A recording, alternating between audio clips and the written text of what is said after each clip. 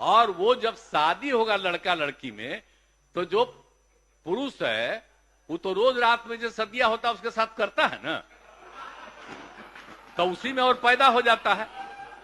और लड़की पढ़ लेती है तो हमको मालूम था कि वो करेगा ठीक है, लेकिन अंतिम में भीतर मत घुसाओ, उसको बाहर कर दो।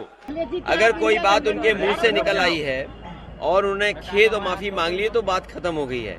कई बार बातचीत करते करते कुछ बातें अलग सी निकल जाती हैं। बिहार के मुख्यमंत्री नीतीश कुमार ने 7 नवंबर को विधानसभा में सेक्स एजुकेशन को लेकर जो कहा, वो आज पूरे देश में चर्चा का विषय बना हुआ है। नीतीश कुमार के इस बयान के बाद मचे बवाल के बीच उन्होंने कहा कि उन्होंने तो महिलाओं की शिक्षा की बात की थी और इसके बाद अपने बयान पर माफी भी मांग ली। लेकिन नीतीश कुमार के इस बयान पर अब अखिलेश यादव का रिएक्शन आ गया है।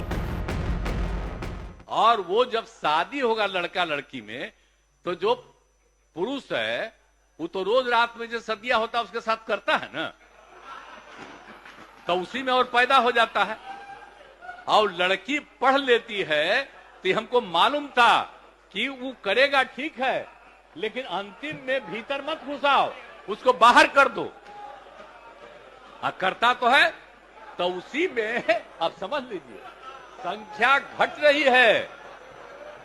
अब आप जान लीजिए कि जो संख्या थी पहले, आप पत्रकार लोग भी ठीक से समझिए मेरा बतवा को, याद करिए आप पहले क्या था। सुनो, 4 नीतीश कुमार जी से जो बातें निकल कर के आई हैं, उन्होंने उस बात के लिए खेद और माफी मांग ली है।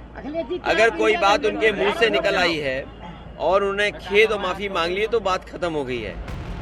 तो अखिलेश यादव ने नीतीश कुमार के बयान के सवाल पर कहा कि उन्होंने बयान के बाद माफी मांग ली है, और अगर उनके मुंह से कोई बात निकल आई है और उन्होंने माफी मांग ली है तो उस बात को खत्म कर देना चाहिए। अखिलेश आगे कहते हैं कि कई बार बातचीत करते करते बातें अलग से निकल जाते हैं। अब अखिलेश यादव के इस रिएक्शन पर भी जमकर चर्चा हो रही है।